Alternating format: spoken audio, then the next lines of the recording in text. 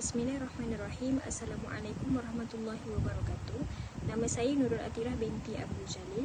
Nombor matrik 068869. Kami diberi tugasan untuk memilih hadis apa-apa sahaja berkaitan dengan topik, dan kumpulan kami memilih hadis yang berkaitan dengan alam sekitar. Pengenalan. Alam sekitar amat diperlukan oleh manusia untuk menjalani kehidupan yang lebih sempurna. Penciptaan alam sekitar mewujudkan keseimbangan sistem ekologi, air, udara, tanah, haiwan dan tumbuhan merupakan antara sumber-sumber penting untuk meneruskan kehidupan. Banyak isu-isu alam sekitar seperti isu pemanasan global, pencemaran air, banjir kilat dan lain-lain membelenggu masyarakat dunia masa kini. Isu-isu ini dapat ditangani sekiranya semua pihak mengetahui kepentingan alam sekitar dan cara mengurus alam sekitar yang mana bertepatan dengan fitrah alam semula jadi penciptaan. Rasulullah SAW merupakan qudwah hasanah kepada kita, dan beliau turut mengajar kita tentang cara-cara untuk menjaga alam sekitar. Seterusnya, penentuan tema hadis kami. Tema yang digunakan untuk hadis kami iaitu alam sekitar.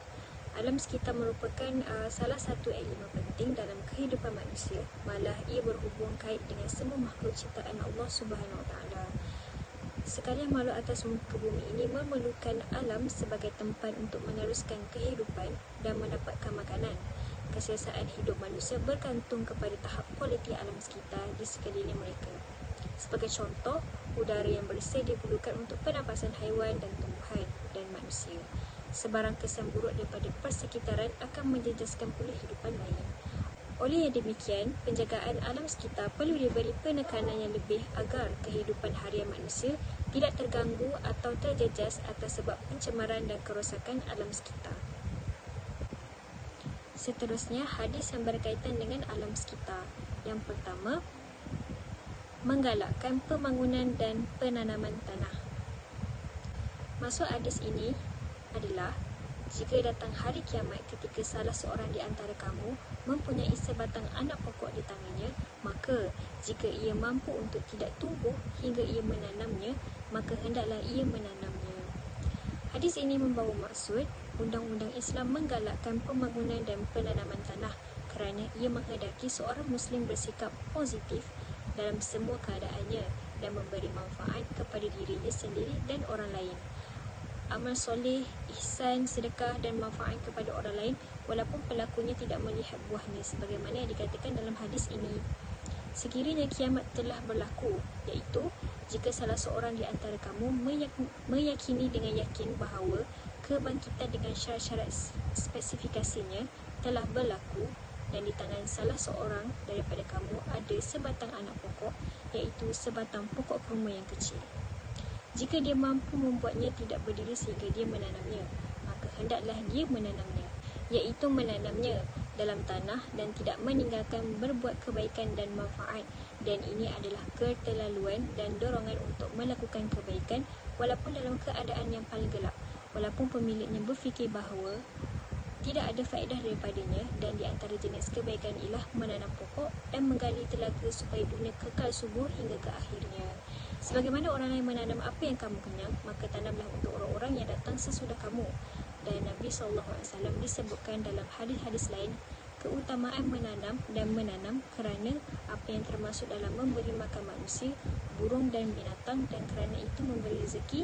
Dan seperti yang ditunjukkan hadis ini menunjukkan bahawa perbuatan baik seorang itu terpuji. Dalam hadis ini menggalakkan kesinambungan amal soleh sehingga saat akhir hayat. Hadis yang kedua ialah memperingatkan tentang keutamaan menanam. Maksudnya, tidaklah seorang Muslim menanam sebatang pohon, melainkan apa yang dimakan daripadanya adalah sedekah untuknya, dan apa sahaja yang dicuri daripadanya adalah sedekah untuknya, dan apa sahaja yang dimakan oleh binatang buas daripadanya, maka sedekah untuknya, dan apa sahaja yang dimakan burung adalah sedekah untuknya, dan apa sahaja yang dimakan burung adalah sedekah untuknya, dan tidak ada yang memintanya melainkan sedekah untuknya. Dalam hadis ini, Nabi Muhammad memperingatkan tentang keutamaan menanam. dan tidak ada seorang Muslim yang menanam atau menanam sesuatu yang melebihi manfaat tanaman ini, sehingga manusia, burung, binatang dan tiap-tiap yang hidup memakan daripadanya dari binatang laut dan darat, dan tiap-tiap binatang yang tidak membezakan ilah binatang, melainkan dia mendapat pahala untuk itu.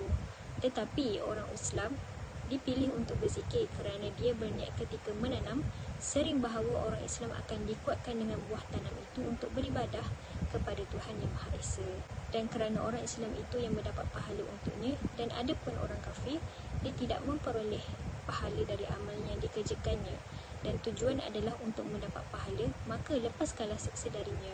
Nescaya dia diberi makan di dunia. Dan dalam hadis menyatakan tentang keutamaan bertani dan membajak, dan di dalamnya dorongan untuk membina tanah supaya seseorang dapat hidup sendiri atau sesiapa yang datang selepasnya yang darinya dia di sini. Hadis yang ketiga adalah larangan menyiksa haiwan.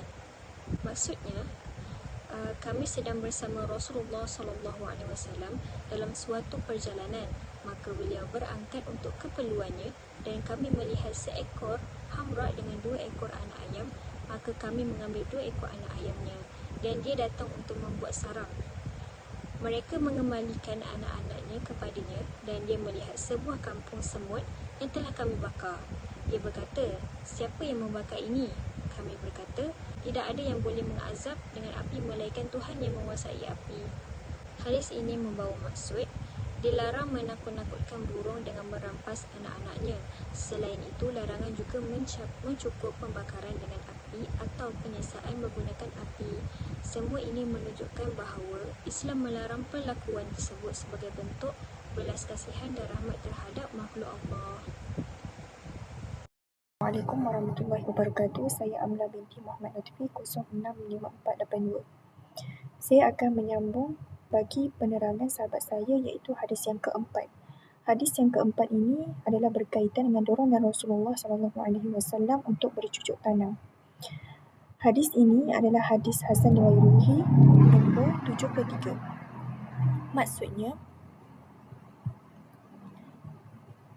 daripada Anas radhiyallahu anhu telah berkata, Rasulullah SAW telah bersabda, 7 perkara akan terus mengalir bagi seorang hamba pahalanya selepas kematiannya dan berada di dalam kuburnya. Siapa yang mengajarkan ilmu, mengalirkan air, menggali perigi, menanam pokok kurma dan membina masjid, mewariskan mushaf atau meninggalkan anak yang memohon ampunan untuknya setelah kematiannya.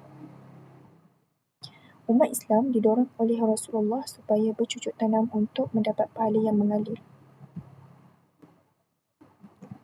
Menurut Imam An-Nawawi rahimahullah, pahala si penanam akan sentiasa mengalir selagi mana tanaman itu masih hidup, dan ganjarannya pada hari akhirat adalah khusus untuk orang beriman. Setiap orang akan diberi pahala pada tiap-tiap harta benda yang dicuri, dimakan oleh binatang atau burung dan sebagainya. Rentetan itu, menurut Ibnu Hajar Al-Asqalani, pahala ini akan berterusan selagi mana tanaman itu masih dimakan, meskipun petani telah meninggal dunia dan pemiliknya kepada selainnya. Dengan itu, pertanian merupakan sumbangan yang utama buat manusia dan juga tuntutan fardu kifayah yang mesti dilaksanakan. Ekonomi akan meningkat hasil daripada pelaksanaan fardu kifayah. Oleh sebab itu, sektor pertanian diberi perhatian daripada Rasulullah dalam hadis-hadis yang ada pada hari ini. Makanan adalah keperluan dalam setiap manusia perlu mendapat keperluan yang cukup untuk meneruskan kehidupan, dan sekiranya tidak mencukupi akan mendatangkan pelbagai penyakit. Hadis ini menerangkan bahawa orang yang beriman akan mendapat ganjaran bagi tanaman yang ditanam kerana memberi manfaat kepada makhluk dan hasilnya menjadi sedekah setelah menggesa umat Islam untuk menceburi bidang pertanian. Hal ini turut memberi penekanan kepada pemeliharaan alam sekitar dan pengekalan ekosistem setempat kerana jika seseorang mahu amalan kebaikan yang berterusan, maka perlulah terus bercucuk tanam dan menjaga tanamannya. Di samping itu, mesti menjaga persekitaran agar sentiasa hijau yang mana melibatkan penjagaan air, pengurusan bahan buangan dan sebagainya. Manakala seterusnya hadis kelima iaitu galakan Rasulullah untuk menanam meskipun menjelang kiamat. Menurut hadis sahih nombor 6514, maksudnya sesiapa yang memiliki tanah hendaknya ditanami. Jika ia tidak sanggup menanaminya, hendaknya yang menanaminya adalah saudaranya. Penerangan ini adalah Allah menggalakkan hambanya untuk bercucuk tanam kerana banyak kebaikan daripadanya. Hadis ini menerangkan bahawa sekiranya seseorang itu mempunyai tanah, maka hendaklah dia bercucuk tanam padanya ataupun menyerahkan tanah tersebut kepada saudaranya untuk bercucuk tanam. Pentingnya bidang pertanian ini meskipun menjelang kiamat digalakkan lagi bercucuk tanam oleh Rasulullah dan sama sekali tidak dapat diabaikan kerana ia adalah ibadah yang bernilai dan penyumbang utama untuk kehidupan manusia. Hadis ini menggalakkan manusia untuk meneruskan bercucuk tanam meskipun pada hari itu kiamat sedang berlaku. Secara logiknya, mustahil si penanam akan mendapat hasil oleh kerana dunia yang hampir musnah. Akan tetapi, perbuatan bercucuk tanam tetap perlu diteruskan kerana ada ganjaran atas perbuatan tersebut di akhirat kelak. Seterusnya adalah isu semasa alam sekitar berkaitan Islam mengakui perlu melindungi alam sekitar. Menurut Berita Metro Julai 4, 2019 yang ditulis oleh Prof. Dr. Taufik Yap Yun Hin, Islam mengajarkan umatnya agar melindungi tumbuhan dan haiwan dengan tidak menebang pokok, mencemarkan udara dan sungai. Alam semesta ini mempunyai fungsinya tersendiri untuk memenuhi kebajikan manusia. Seperti hadis berikut daripada Anas, beliau berkata, Rasulullah SAW bersabda yang bermaksud, tidak ada seorang Muslim pun yang menanam pokok atau mengusahakan pertanian lalu burung, manusia atau binatang memakan daripadanya, kecuali akan menjadi sedekah untuknya. Hadis riwayat Bukhari dan Muslim.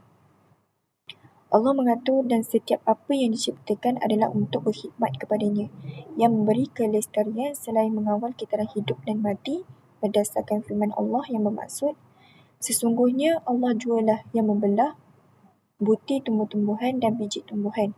Ia mengeluarkan yang hidup daripada yang mati, mengeluarkan yang mati daripada yang hidup. Yang sedemikian itu adalah kekuasaan Allah.